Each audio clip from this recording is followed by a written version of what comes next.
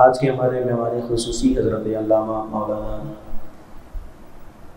ارسلان قریشی الخطیبی دامت برکاتہ العالیہ تشریف لا چکے ہیں، جو کہ حضور علیہ الصلوۃ والسلام کی سیرت کے چند اہم پہلو آپ کے سامنے گوش گزار کریں گے۔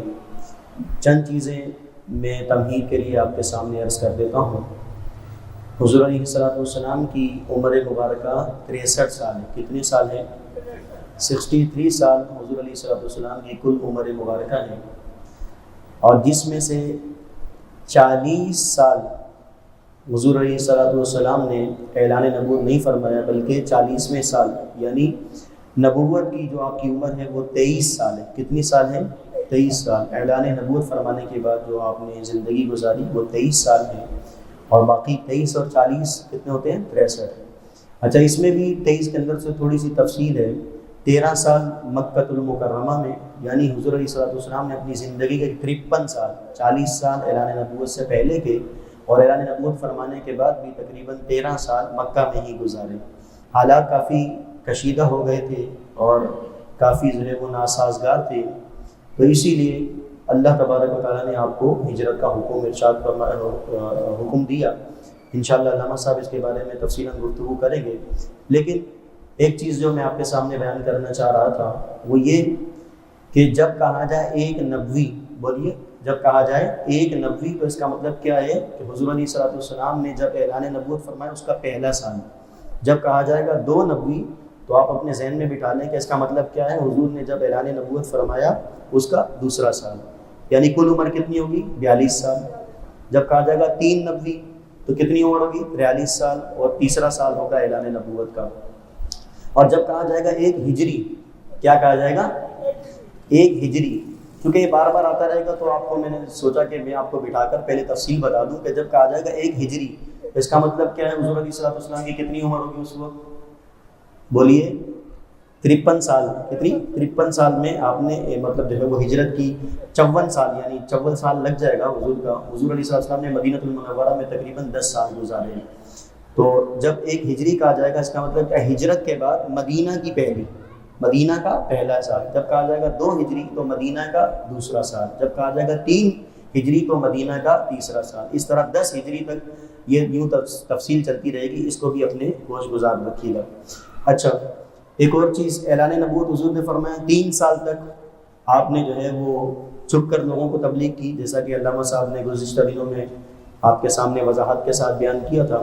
4تھے سال میں اللہ کا حکم آیا کہ آپ علی اعلان تبلیغ کریں۔ 5ویں سال کے اہم واقعات آپ کے سامنے بیان کیے گئے تھے۔ 6ٹھے سال میں حضرت عمر اور حضرت امیر حمزہ ایمان لے کر آئے۔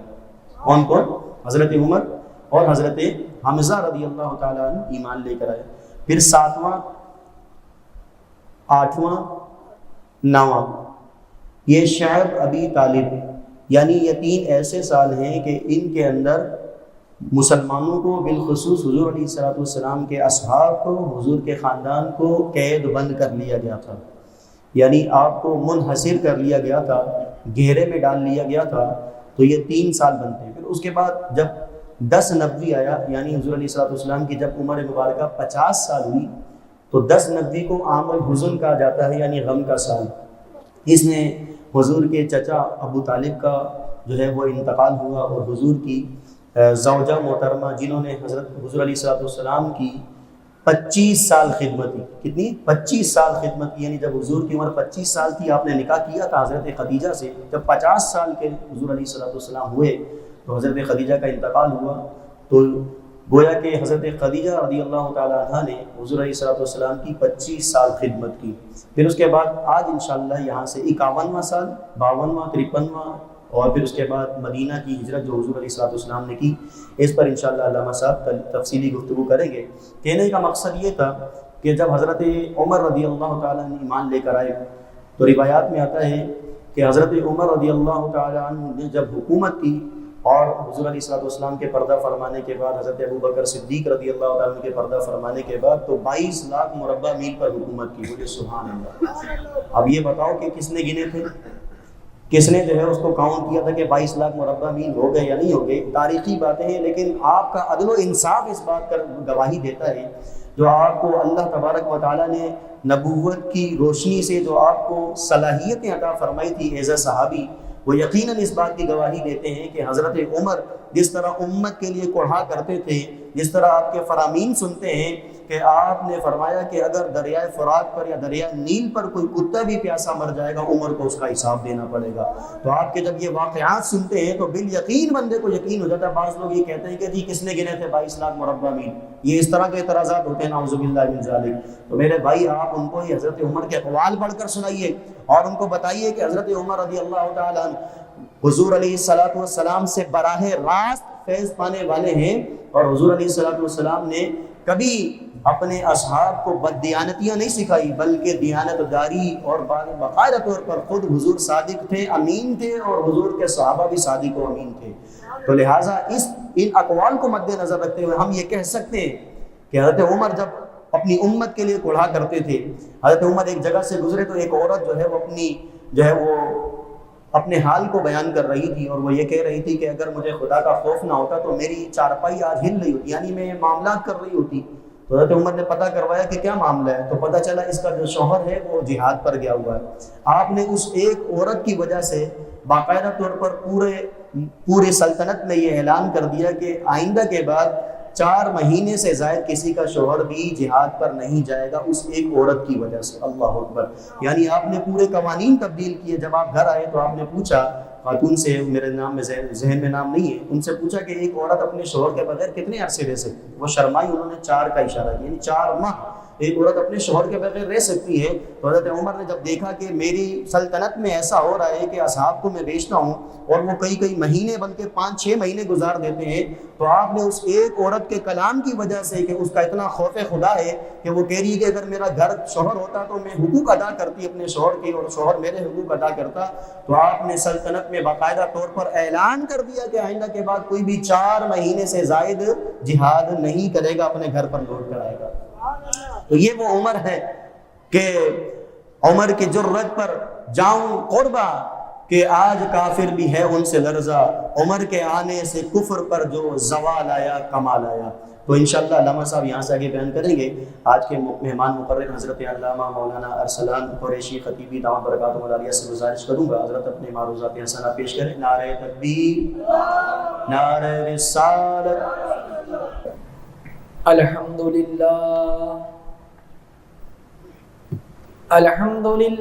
نحمده ونستعینه ونستغفره ونؤمن به ونتوکل علیہ ونعوذ باللہ من شرور انفسنا ومن سیئات اعمالنا من يهده الله فلا مضل له ومن يضلله فلا هادي له ونشهد أن لا إله إلا الله وحده لا شريك له ونشهد أن سيدنا وسندنا وحبيبنا وكريمنا ومولانا محمدا عبده ورسوله أما بعد فأعوذ بالله من الشيطان الرجيم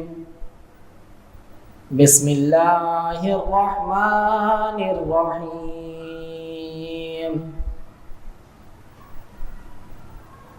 قال الله تعالى وتبارك في القرآن المجيد والفرقان الحميد وما أرسلناك إلا رحمة للعالمين آمنت بالله صدق الله وصدق رسوله النبي الكريم الأمين ونحن على ذلك لمن الشاهدين والشاكرين والحمد لله رب العالمين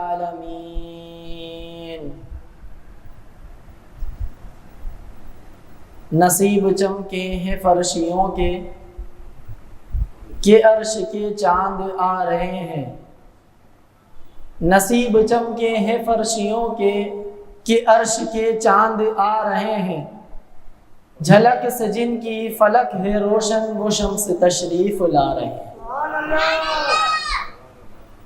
مختصر حمد و صلات کے بعد نہایت واجب الاحترام محترم المقام امام و خطیب مسجد حاضہ حضرت علامہ مولانا حافظ و قاری محمد محسن نقشبندی دامت برکاتہم العالیہ اور مسجد حاضہ کی انتظامیہ، بزرگوں، ساتھیوں، بچوں، السلام علیکم ورحمۃ اللہ وبرکاتہ۔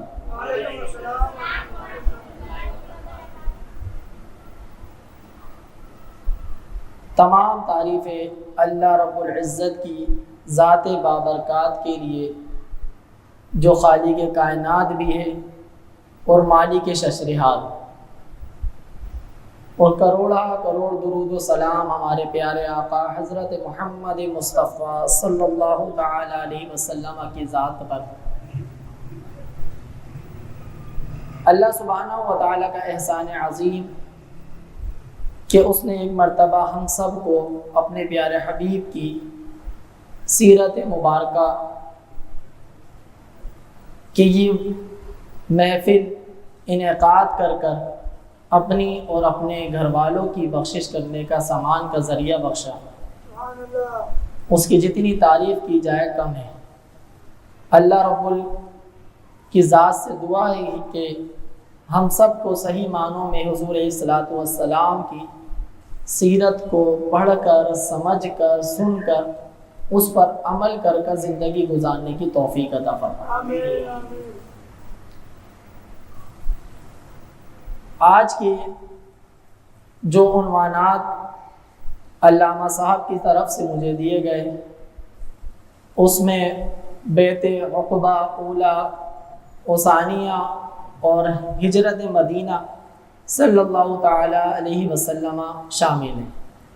کوشش کریں گے ان تمام ہی چیزوں پر چیدہ چیدہ نظر ڈالتے ہوئے آگے چلیں، کیونکہ حضور علیہ الصلوۃ والسلام کی سیرت مبارکہ کے تو ہر پہلو پر اتنی گفتگو ہے کہ دن کم پڑ جائیں، وقت کم پڑ جائے۔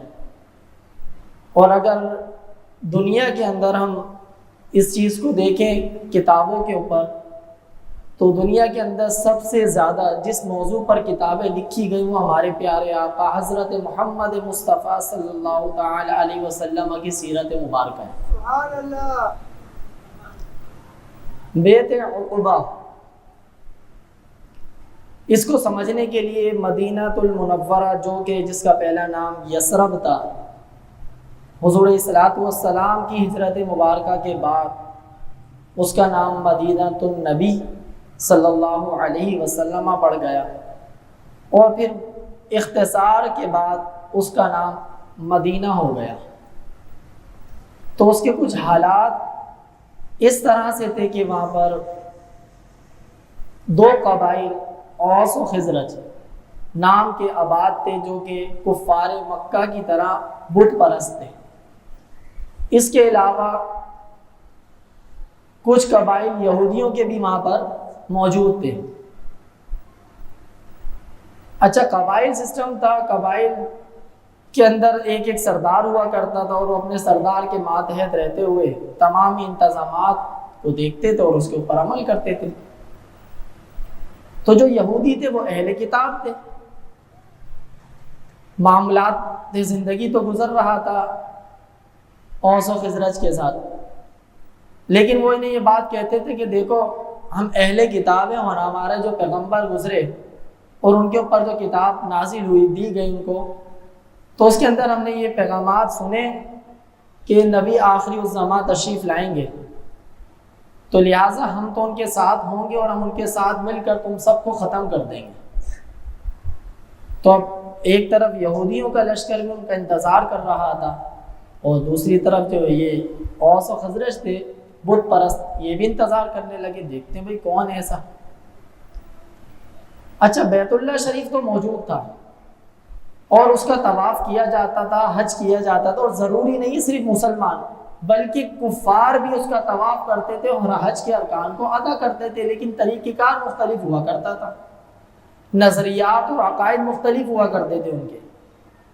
وہ بتوں کو پوجنے کے لیے حرم شریف آتے تھے، اور یہ بات ہے جیسے علامہ صاحب آپ کو ابھی سمجھا رہے تھے ہجری کے متعلق اور نبوی کے متعلق، تو یہ جو سال تھا یہ ہجرت کا 11واں سال تھا، ٹھیک ہے، ہجرت کا 11واں سال تھا، اور حضور صلوات والسلام اپنی عادت مبارکہ کے مطابق حج کے ایام میں مینا کے قریب ایک وادی تھی جس کا نام عقبہ تھا، وہاں تشریف لے جاتے تھے، جہاں پر آج بڑا والا شیطان کے نام سے ہم جانتے نا وہ ہے، اور وہاں پر لوگوں سے گفتگو کرتے اور ان کو دین اسلام کی دعوت دیتے۔ اچھا یہ انسانی فطرت ہے، جب مجھے کسی سے کوئی کام لینا ہو، کوئی بات منوانی ہو، تو میری کوشش ہوتی ہے کہ میں پہلے اس کے دل میں اتر جاؤں، اس کے قریب ہو جاؤں، تو پھر بات منوانا، کام نکلوانا تارا آسان ہو جاتا ہے۔ اور حضور صلوات والسلام کے اخلاق کریمہ تو ایسے تھے کہ آپ نے اعلان نبوت بعد میں کیا، لوگ صادق اور امین سے پہلے جانتے تھے آپ۔ تو حضور صلوات والسلام اپنی گفتگو سے، گفتار سے، کردار سے لوگوں کے قریب ہوتے اور ان کو دین اسلام کی دعوت دیتے۔ اس وقت قبیلہ خزرج کے تقریباً 6 افراد جن کو حضور صلوات والسلام نے جب دعوت تبلیغ دین اسلام دی تو ان کے دلوں کے اندر دین کی محبت پیدا ہوئی، اور جب انہوں نے ان کی باتیں سنی تو واپسی میں نا آپس میں گفتگو کرنے لگے، یار یہ یقین مانو یہ وہی شخص ہے جس کے بارے میں یہودی ہمیں کہتے ہیں نا آخری الزمان نبی، یہ وہی ہے، جس طرح انہوں نے بتایا عادت، کردار، حلیہ، یہ وہی ہے، تو کہیں ایسا نہ ہو کہ ہم سے پہلے یہودی آ کر ایمان اسلام قبول کر لیں اور ہم پر غالب آ جائیں، تو لہٰذا کچھ کیا جائے۔ تو انہوں نے کیا کیا، حج کے ایام پورے ہوئے اور یہ اپنے شہر پہنچے یثرب، وہاں پر اپنے خاندان والوں کو دین اسلام کی دعوت دی اور یہ سارا معاملہ بتایا، اور یہ سارا معاملہ راز و نیاز کے اندر رکھا۔ اگلا سال جب آیا ہے ہجرت کا 12واں سال، تو اب یہ اشخاص وہاں پر دوبارہ آئے اور انہوں نے خود سے وہاں پر جا کے لوگوں کو دین اسلام کے بارے میں، حضور صلوات والسلام کی تعلیمات کے بارے میں بتایا، تو کچھ لوگ ان کے ساتھ ہو گئے۔ تو مختلف اخبار ملتے ہیں، جو زیادہ مشہور قول ہے وہ یہ ملتا ہے کہ یہ 12 اشخاص تھے، انہوں نے حضور صلوات والسلام کے پاس پیغام پہنچایا کہ ہم آپ سے ملاقات کرنا چاہتے ہیں۔ تو حضور صلوات والسلام نے ان کو پیغام بھیجا، دیکھو حالات تو اس طرح کے نہیں ہیں، میں کھلم کھلا آ کے ملاقات کروں، تشویش کا شکار نہ ہو جائیں آپ لوگ، تو لہٰذا جس دن تمہاری روانگی ہے نا 13 تاریخ کو حج کی، تو اس سے ایک دن پہلے رات میں ملاقات کریں گے 12 تاریخ، 12 تاریخ اور 12واں سال اور افراد بھی 12۔ تو ان کی ملاقات جب حضور صلوات والسلام سے، حضور صلوات والسلام نے ان کا نام، نسب، گھر والوں کے متعلق پوچھا اور ان کو دین اسلام کی تبلیغ دی اور دین اسلام کا تعارف کروایا، اور یہ سارے کے سارے حضور صلوات والسلام کے ہاتھ پر بیعت ہو گئے۔ بیعت مطلب ایک وعدہ لے لیا کہ اب تم نے کیا کرنا ہے، شرک نہیں کرنا اللہ کی ذات کے ساتھ، چوری نہیں کرنی، چغلی نہیں کرنی، زنا نہیں کرنا، یہ چند باتیں حضور صلوات والسلام نے ان کو ارشاد فرمائی، اور سب سے اہم بات ارشاد فرمائی کہ یاد رکھو یہ جو بھی کچھ کام کرو گے نا تم، اس کا معاوضہ مجھ سے طلب نہیں کرنا، کہ کہیں تم یہ سوچو کہ ہم نے جھوٹ بولنا چھوڑ دیا، زنا چھوڑ دیا، چوری چھوڑ دی، اب اس کے بدلے میں ہم محمد کے پاس آئیں گے اور بولیں گے ہمیں کوئی اجرت دے، کیونکہ کوئی ڈیوٹی نہیں ہے۔ انہوں نے بولا آپ بے فکر۔ اس طرح یہ وفد چلا گئے۔ اب یہ جا کے وہاں پہ چلے گئے اور انہوں نے مزید دین کا کام شروع کیا۔ اچھا وہاں پر جو یہودی تھے وہ تعلیمی یافتہ لوگ تھے، جس کی وجہ سے کچھ یہ دبے دبے سے رہتے تھے۔ اب جب یہ اسلام کا، دین کا تعارف پیش کرتے تو وہاں سے سوالات آتے کہ بھائی یہ بتاؤ یہ بتاؤ یہ بتاؤ، تو ان کو مشکلات کا سامنا ہوتا ہے، کیونکہ ان کی ملاقات تو مختصر سی ہوئی تھی۔ انہوں نے حضور صلی اللہ علیہ وسلم کو پیغام بھیجا کہ اس طرح کا معاملہ ہے کہ تو آپ ہمارے پاس کوئی باقاعدہ ایک معلم بھیجیں، دین کا، دین اسلام کا نمائندہ بھیجیں جو ان کے سوالات کے جواب دے سکے۔ تو حضور صلی اللہ علیہ وسلم نے حضرت مصعب بن عمیر رضی اللہ تعالی عنہ کو معلم کی حیثیت سے یثرب روانہ کیا، اور وہاں پر آپ نے جا کر گھر گھر میں دین اسلام کی دعوت دی، اور اس طرح دین اسلام مسجد قباء جہاں پر آج آباد ہے وہاں تک کی آبادی تک پھیل گیا۔ پھر 12 ہجری کے اندر یہ سارا معاملہ ہوا، 13 کے اندر جب دوبارہ یہ لوگ آئے تو اس صورت میں تقریباً 72 لوگوں نے حضور صلی اللہ علیہ وسلم کے ہاتھ پر بیعت کی، جس میں 2 خواتین بھی شامل تھیں۔ اب تھوڑا اس کو مختصر ہم کرتے ہوئے چلیں گے۔ تو اس وقت مزید حالات آپ کے سامنے تھے ان لوگوں کے کہ کفار مکہ حضور صلی اللہ علیہ وسلم کو تکلیف دیتے ہیں، تنگ کرتے ہیں، تو آپ نے کہا کہ ہم آپ کو ایسا نہیں دیکھ سکتے، لہٰذا بس آپ ہمارے ساتھ اب چلیں، یثرب چلیں، یہاں پہ نہیں۔ تو جب یہ گفتگو ہو رہی تھی تو حضور صلی اللہ علیہ وسلم کے چچا حضرت عباس، جو اب تک اسلام قبول نہیں کیے ہوئے تھے لیکن حضور صلی اللہ علیہ وسلم کو ان کی حمایت حاصل تھی، تو وہ ان کے ساتھ موجود تھے، تو انہوں نے کہا کہ بھئی دیکھ لو، تم کیا کہہ رہے ہو، اس بات کو سمجھو، اس بات کی اہمیت، تم ان کو اپنے ساتھ تو لے کر جانا چاہ رہے ہو، لیکن جب تم انہیں وہاں لے کر جاؤ گے تو تمہارے جو یہودیوں کے ساتھ معاملات ہیں وہ یقیناً خراب ہوں گے، ٹھیک ہے، تم ان کی حمایت کرو گے تو تمہارے معاملات خراب ہوں گے، تو ایسا نہ ہو تم اپنے معاملات درست کرنے کے لیے ان کی حمایت کرنا چھوڑ دو، وہاں پر تو ان کے خاندان والے بھی نہیں ہیں، یہاں تو کم سے کم ہم لوگ ہیں، ان کو مشکلات آتی ہیں ہم سامنے آ کے کھڑے ہو جاتے ہیں، ان کی حفاظت کرتے ہیں، ایسا نہیں ہو تم ان کو اکیلے چھوڑ دو۔ تو انہوں نے مسکرا کے جواب دیا ایسا نہیں ہے، ہم تلواروں کے اندر کھیلنے والے لوگ ہیں، ان کی جان ہماری جان ہے، ان کی مکمل حفاظت کی ذمہ داری ہم اٹھائیں گے، بس یہ وعدہ کریں کہ وہاں سے ہمیں چھوڑ کر نہیں جائیں گے۔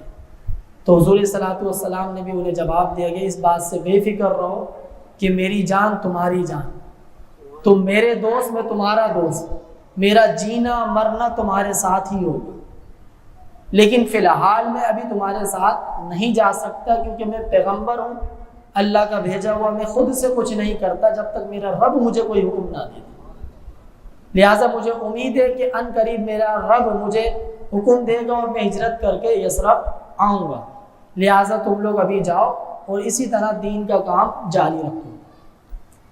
اور وہ وقت چلا گیا، پھر حضور صلی اللہ علیہ وسلم مکہ شریف کے اندر ہی موجود تھے۔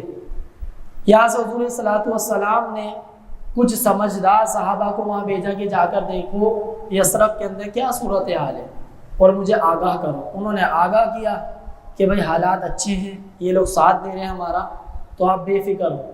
تو حضور صلی اللہ علیہ وسلم نے پھر خاموشی سے چھپ چھپا کر لوگوں کو ہجرت کرنے کا حکم دیا کہ جس سے جیسے ہو سکے وہ ہجرت کرے اور یثرب چلا جائے، کیونکہ یہاں پر کفار مکہ رہنے نہیں دیں گے۔ تو کچھ قافلے کی شکل میں، چند اشخاص کی شکل میں وہ لوگ مدینے ہجرت کرنا شروع کر دی۔ اب کفار مکہ کو ایک خدشہ لاحق ہوا کہ کہیں ایسا نہ ہو کہ یہ سارے کے سارے وہاں چلے جائیں اور محمد بھی وہاں چلے جائیں اور وہاں پر یہ زور پکڑیں اور پھر آ کر یہ ہم پر حملہ آور ہو جائیں، لہٰذا جو چلے گئے اب جو ہے ان کا کسی طرح خاتمہ کیا جائے، اور بالخصوص محمد کے حوالے سے صلی اللہ علیہ وسلم کے حوالے سے کچھ سوچا جائے کہ کیا کرنا چاہیے۔ تو فی الفور انہوں نے ایک میٹنگ بٹھائی، ایک جگہ انہوں نے مقرر کی جس کو دار الندوہ کے نام سے انہوں نے پیش کیا، اور اس وقت جتنے بھی وہاں پر یوں سمجھنے کے سردار تھے، بدماش تھے بڑے بڑے، ان سب کو انہوں نے دعوت دی اور بلایا کہ آ کر ہم نے کوئی مشورہ کرنا ہے اور کوئی لائے عمل طے کرنا ہے کہ ہم نے آخر کرنا کیا ہے۔ سارے کے سارے آ کے جمع ہو گئے اور وہاں پر وہ سازشیں کرنے لگے۔ وہیں پر ایک شیطان بوڑھے کی شکل میں آیا، کمبل اوڑھا ہوا۔ اب جو کوئی تجویز دیتا وہ اس کو رد کر دیتا، کیونکہ شیطان ہے، وہ سمجھتا تھا کیا کیا چیزیں۔ کسی نے تجویز دی کہ ایک کام کرو، محمد کو تہ خانے میں ڈال دو، پکڑ کے ہاتھ پاؤں باندھ دو اور ان کو بس کھانا پینا دیتے رہنا۔ تو فوراً بولا نہیں نہیں ایسا نہیں کرنا، ان کے جو جان نثار ہے نا وہ اپنی جان بعد میں دیکھتے ہیں، پہلے ان کو بچاتے ہیں، تو وہ تم سے چھڑا کر لے جائیں گے، ایسی غلطی کبھی نہیں کرنا۔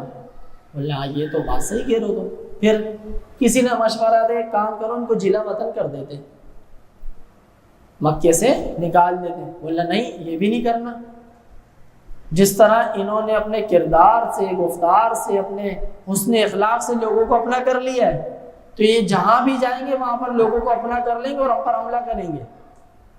وہ یہ بھی بات بھی سمجھ میں آ گئی۔ بالآخر ابو جہل نے ایک ترکیب بتائی، بولا خاموش ہو ذرا میری بات سنو، میں وہ بات کہنے لگا ہوں جو تمہارے ذہنوں میں بھی نہیں۔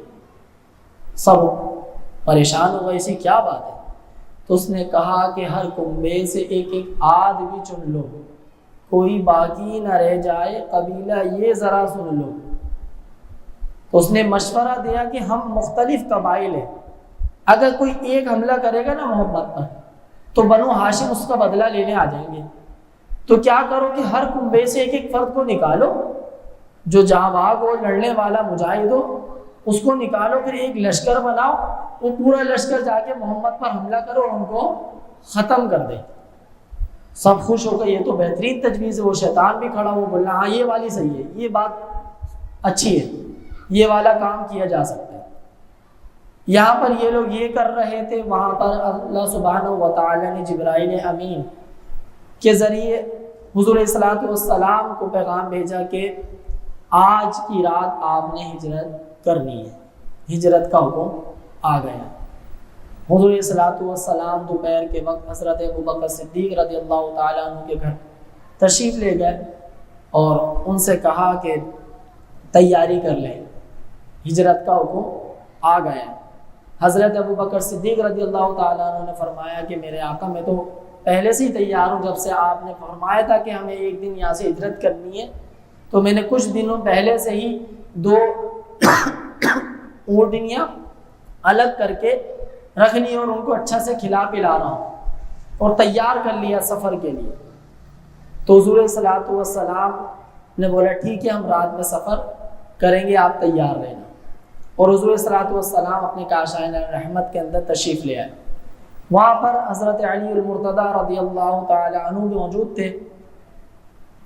آپ علیہ الصلوۃ والسلام نے سارا معاملہ انہیں بتایا اور کہا کہ یہ سب میرے قتل کے در پر ہے اور مجھے ختم کر کر ہی چھوڑنے کا ان کا ارادہ ہے، لہٰذا اللہ سبحانہ و تعالیٰ کی طرف سے پیغام آ گیا ہے کہ مجھے ہجرت کرنی ہے، تو آج کی رات تم میرے بستر پر سو جانا، اور یہ کچھ امانتیں ہیں انہی لوگوں کی، جو لوگ قتل کرنے آ رہے ہیں انہی کی امانتیں ہیں، ان کو صبح لوٹا کر تم بھی یثرب چلے آنا۔ تو حضرت علی فرماتے کہ معاملہ تو مجھے پتہ ہے کہ حملہ ہوگا، قتل کیا جائے گا، لیکن جب حضور صلی اللہ علیہ وسلم نے فرما دیا کہ علی میرے بستر پر سو جاؤ چادر اوڑھ کر اور صبح یہ امانتیں دے کر مدینے آ جانا، یثرب آ جانا، تو میں مطمئن تھا میرے آقا نے جب فرما دیا کہ صبح تم نے اٹھنا ہے، امانتیں دینی ہے اور یثرب آنا ہے، تو میرا اتنا یقین تھا کہ پوری رات مجھے کچھ ہونے والا نہیں ہے۔ اللہ اکبر، یا رسول اللہ صلی اللہ علیہ وسلم، زندہ باد۔ تو حضرت علی المرتضیٰ رضی اللہ تعالی عنہ نے حکم کی تعمیل کی اور اوڑھ لی چادر، باطمینان آ کر سو گئے حضرت کے بستر پر۔ ارادہ کر لیا جب سرور عالم نے چلنے کا، تو دیکھا راستہ مسرور ہے گھر سے نکلنے کا۔ جب آپ نے دیکھا نا کہ اب مجھے نکلنا ہے، تو درازوں میں سے جھانکا، ہر طرف گہرا اندھیرا تھا، اندھیرا تھا لیکن باہر پہرے دار کھڑے ہوئے تھے اور اب نکلنا ہے۔ وہ قتل کرنے کے ارادے سے آئے تھے کہ رات کچھ ڈلے، رات آدھی گزرے، سکون سے سو جائیں، اب ہم حملہ کریں گے اور ان کو قتل کر دیں گے۔ لیکن حضور علیہ الصلوۃ والسلام نے تیاری کی اور ایک مٹھی خاک اپنی بھری، مٹی کو بھرا اپنی مٹھی میں، اور دروازہ کھولا اور سورہ یاسین کی تلاوت کرتے ہوئے نکلے، اور اس خاک کو اس طرح سے ان کے اوپر پھینک دیا۔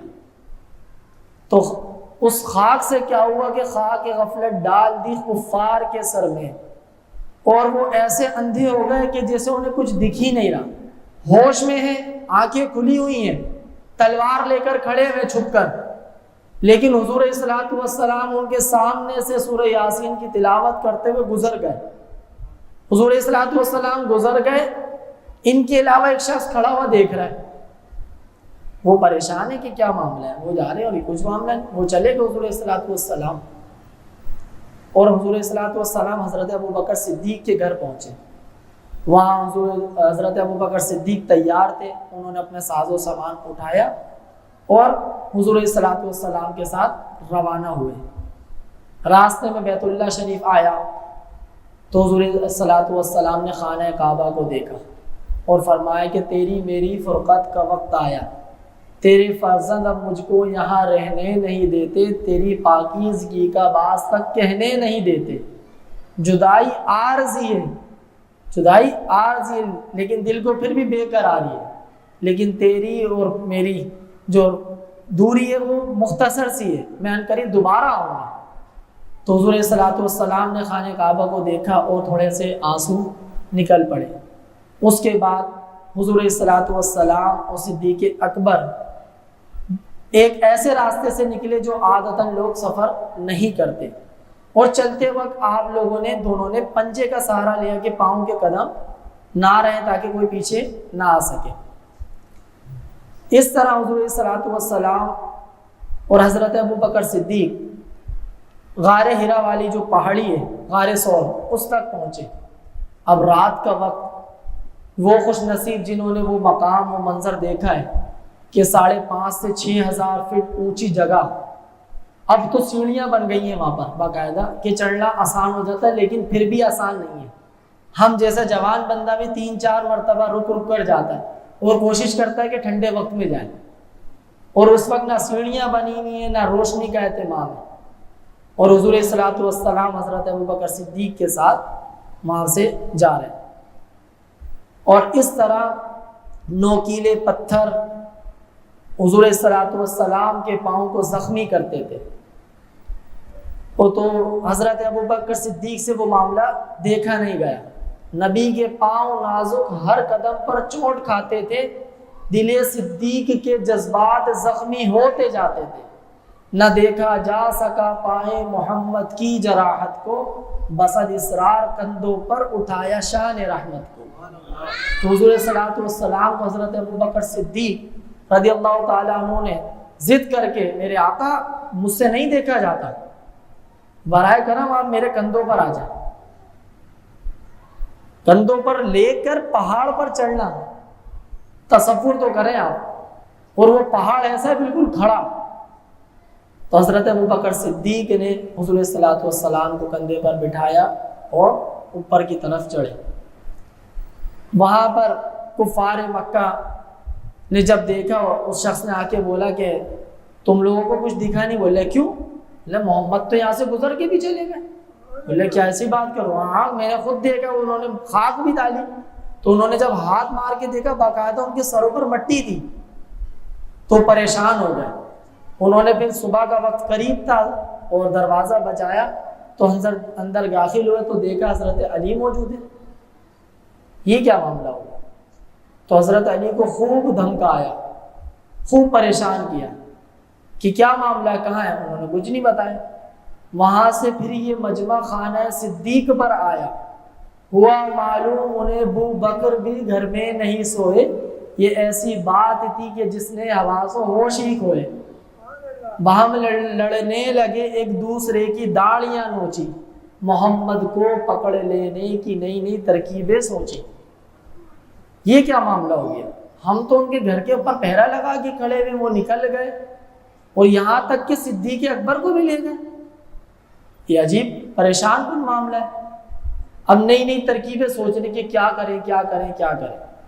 اسی کشمکش میں سب ڈھونڈنے نکلے، تو بہت سارے مصلی اللہ کے نکلے جستجو کرنے، تعاقب میں کہیں مشرک دہانے غار تک پہنچے۔ وہاں پر حضرت ابو بکر صدیق حضور صلی والسلام کو غار ثور تک لے کر پہنچے اور حضور صلی والسلام سے عرض کی میرے آقا آپ یہاں پر ٹھہرے، میں اندر جا کے ذرا دیکھ کر آ جاؤں، صفائی کر لوں۔ آپ نے جا کے صفائی کری اور اپنی چادر وغیرہ جو سوراخ تھے اس کے اندر پھاڑ کے اس کے سوراخوں کو بند کر دیا۔ اس کے بعد حضور صلی اللہ علیہ وسلم کو اندر بلوایا اور وہاں پر ٹھہر گئے۔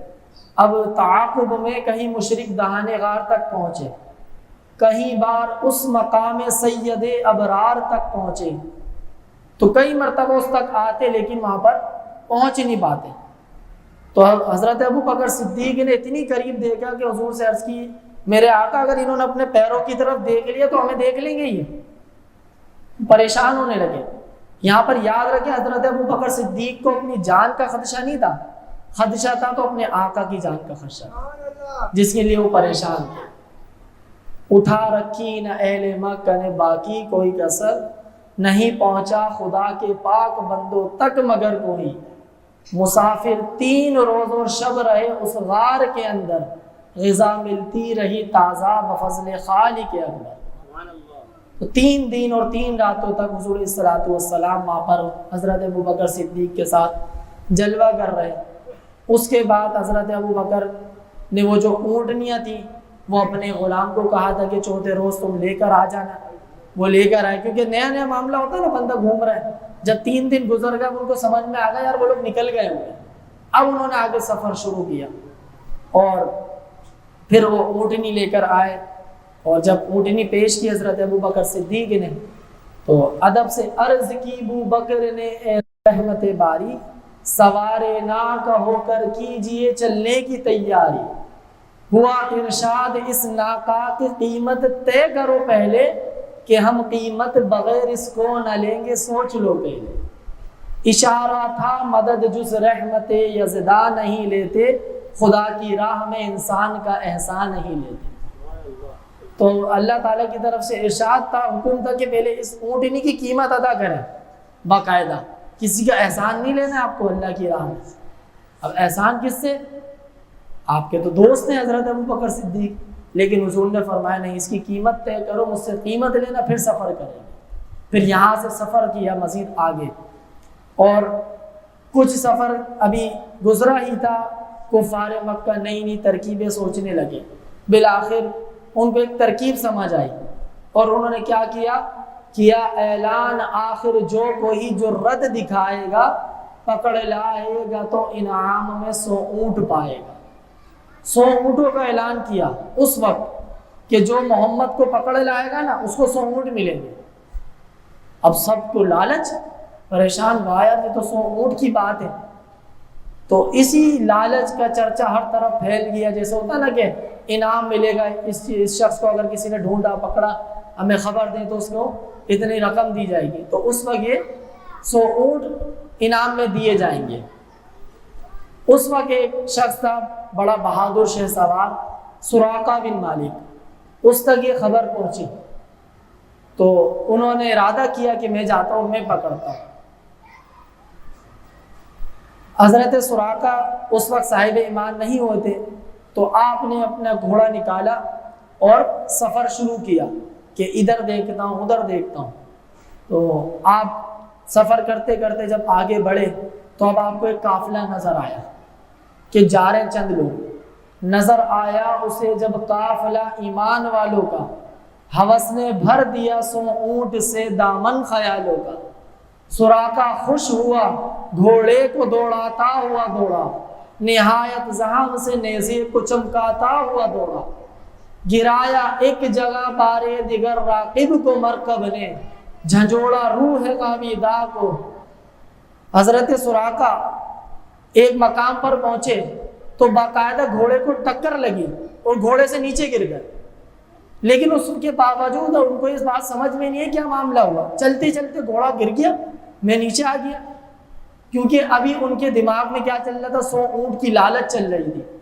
وہ دوبارہ چڑھے گھوڑے کے اوپر، تو یہ تنبیہ الہی تھی، سمجھ اس کو نہیں آئی، اور اس کے بعد دوبارہ وہ تعاقب میں آگے بڑھے اور خوش ہوئے کہ اب اگر میں ان کو قتل کر دوں گا تو مجھے خطاب بھی ملے گا کہ میں نے اس شخص کو قتل کیا جو اسلام کا اعلان کرنے والا تھا، اور اس کو اونٹ تو ملیں گے۔ لیکن جیسے ہی وہ مزید قریب آئے تو کیا دیکھتے ہیں کہ ان کا جو گھوڑا جس پر وہ سوار ہیں وہ ریت کے اندر دھس گیا، وہ ریت کے اندر دھس گیا۔ کہ دھسنے کے بعد جب وہ دھسا نا، اب وہ پریشان ہوگا کہ یہ معاملہ کچھ اور ہے، اور ادب سے عرض کرنے لگے کہ محمد صلی اللہ علیہ وسلم میں گمراہی میں تھا، مجھے بخش دے، مجھ سے غلطی ہو گئی۔ لیکن قربان جائے ہمارے آقا صلی اللہ تعالی علیہ وسلم کی شفقت پر، حسن اخلاق پر، آپ نے کہا کہ کوئی بات نہیں، آپ نے اس کو معاف کر دیا۔ تو اس نے حضور صلی اللہ علیہ وسلم کی بارگاہ میں عرض کی کہ آپ مجھے ایک امن کا پروانہ لکھ دیں اور میں یہاں سے چلا جاؤں۔ تو حضور صلی اللہ علیہ وسلم نے انہیں ایک پروانہ لکھ کر روانہ کیا، اور اس کے بعد کچھ ہی روانہ کیا۔ مزید یہاں پر حضور صلی اللہ علیہ وسلم نے ان سے کہا کہ اگرچہ تو ابھی اللہ پر ایمان نہیں لایا، نرالے رنگ ہیں لیکن خدا کی شان نرالی ہے، نرالے رنگ ہیں لیکن خدا کی شان نرالی ہے، کہ تیرے ہاتھوں میں کنگن دیکھتا ہوں دست کسرا کے، تحیر خیز تھے معجز نما الفاظ حضرت کے، عیا فرما دیے تھے راز قسمت کے۔ تو لوگوں کو سمجھ میں نہیں آیا کیسی بات کر رہے ہیں، ابھی مکہ فتح نہیں ہوا، حضور صلی اللہ علیہ وسلم مدینے گئے نہیں ہیں، مکہ آئیں گے فتح کریں گے، اس کے بعد اتنے غزوات ہیں، حضرت ابوبکر صدیق کا دور ہے، پھر حضرت عمر فاروق کے دور میں کیسر و کسرا فتح ہوگا۔ تو تعیر خیز تھے معجز نما الفاظ حضرت کے، عیا فرما دیے تھے آپ نے اسرار قسمت کے، جہاں کو جلوے اس پیشن گوئی کے پھر نظر آئے، کہ یہ کنگن سراقہ نے عمر کے عہد میں پائے۔ تو حضرت عمر کے دور میں سراقہ بن مالک نے وہ کنگن پائے۔ اس کے بعد مزید یہ قافلہ آگے چلا، اور کچھ ہی دور پہنچے تھے تو مزید اونٹوں کی لالچ کے اندر ایک قافلہ اور آیا، اور اس نے حضور صلی اللہ علیہ وسلم کا تعاقب کر کر گھیر لیا۔ اس کا جو سردار تھا اسلم نامی، اس نے حضور سے پوچھا تم کون ہو، تمہارا نام کیا ہے؟ تو حضور صلی اللہ علیہ وسلم نے اپنا تعارف کروایا، لیکن اللہ سبحانہ و تعالی نے ان کی قسمت میں بھی ایمان کی دولت لکھی تھی، اور وہ بھی حضور صلی اللہ علیہ وسلم کی بارگاہ میں پیش ہو کر دین اسلام کو قبول کر لیا۔ اور اس کے بعد انہوں نے کہا کہ ہمارا ایک قافلہ، اب یہ چند اشخاص پر جو مشتمل تھا، وہ 72 لوگ 73 لوگ یہ جو لے کر آیا تھا، مزید یہ قافلے کی صورت اختیار کر چکا تھا۔ تو اس نے کہا کہ ہم جا رہے ہیں یثرب، وہاں پر داخل ہوں تو ذرا شان و شوکت سے داخل ہوں۔ تو اس نے کیا کرا، اپنا امامہ اتارا اور نیزے میں باندھا جھنڈے کے لیے، اور جھنڈا لہرایا۔ اس طرح حضور صلی اللہ علیہ وسلم اس قافلے کے ساتھ مدینہ المنورہ، جس کو یثرب کہتے تھے، اس کی طرف بڑھے۔ اور اس کے بعد جب مدینہ المنورہ قریب آیا تو وہاں پر ایسا تھا کہ لوگوں کو پہلے ہی خبر ہو گئی تھی کہ حضور صلی اللہ علیہ وسلم تشریف لا رہے ہیں، تو وہ لوگ روزانہ صبح میں آ کر انتظار کیا کرتے تھے قبا کے مقام پر کہ کب وہ قافلہ آئے گا، کب وہ قافلہ آئے گا۔